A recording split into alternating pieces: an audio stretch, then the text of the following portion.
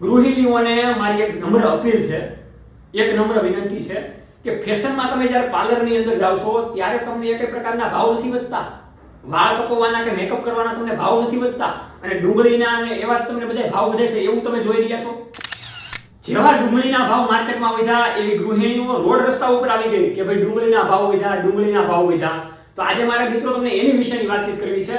વાલા ખેડૂત મિત્રો, હું 5મા મહિનાથી કહું છું કે ડુંગળીની બજાર ભાવ સુધરવાની છે કેમ કે જે રીતની ડિમાન્ડ છે એની સામે સપ્લાય પૂરી નથી થવાની અને આ વરસાદ ન હોવાને કારણે ડુંગળીના વાવેતર પણ ઓછા થયા છે અને જે નવો ડુંગળીનો માલ આવવો જોઈએ એ માર્કેટમાં દેખાતો નથી। અત્યારે જે સ્ટોરેજ કરેલો ડુંગળીનો માલ હોય એ આપણને જોવા મળે છે।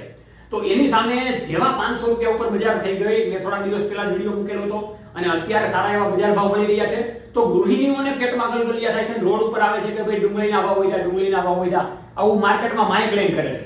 અને સરકારે પણ પાછી ઇકોનોમીને સેટ કરવા માટે ડુંગળીની બફર સ્ટોકનું એક્સપ્રેસ વેથી સપ્લાય કરશે જેથી કરીને ડુંગળીનો ભાવ જળવાઈ રહે।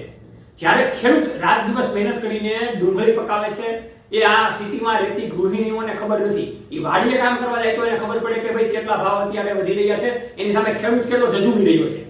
અને વાલા મિત્રો, અત્યારે વરસાદની અછત હોવાને કારણે ખેડૂત અત્યારે ઉપર મોઢું રાખીને જોઈ રહ્યો છે ક્યારે વરસાદ આવે જેથી કરીને કાંઈક એને ઉત્પાદન મળે।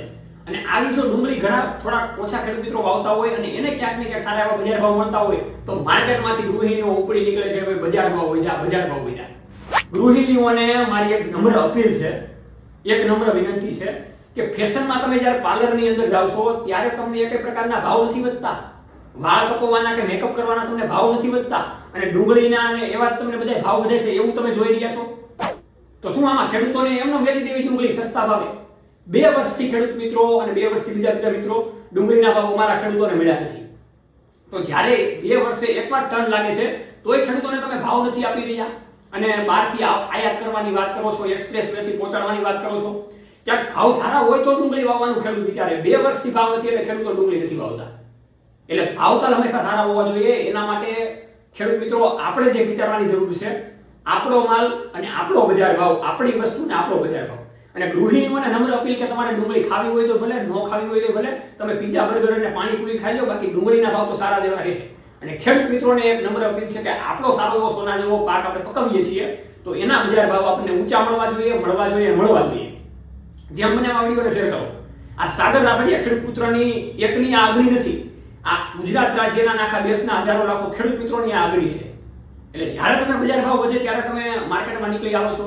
આમાં ખેડૂતોને અમારે શું કરવું? એક તો વરસાદ થતો નથી ને મગફળીમાં કઈ જોવા જેવું નથી, કપાસમાં જોવા જેવું નથી। અને મારી એક નમ્ર વિનંતી છે અને ગેરંટીથી ખેડૂત મિત્રો કહું છું કે દિવાળી પછી 3 જણસીના ભાવ, કપાસ, મગફળી, ડુંગળી, લસણ અને જીરું, આના ભાવ ચમકારો બોલાવાના છે। અને સિટીમાં રહેતી ગૃહિણીઓને ત્યારે ખબર પડશે કે તેલના ડબ્બા કેટલામાં મળી રહ્યા છે। એટલે જેમ બને એમ ખેડૂત મિત્રો આપણે ખર્ચો ઓછો કરવાનો છે અને આપણો માલ જેમ તેમ હવે વેચવાનો નથી, બ્રાન્ડેડ વસ્તુથી આપણે હવે વેચવાનો છે। જય જવાન જય કિસાન, જેમ બને એમ આ વિડીયોને શેર કરો।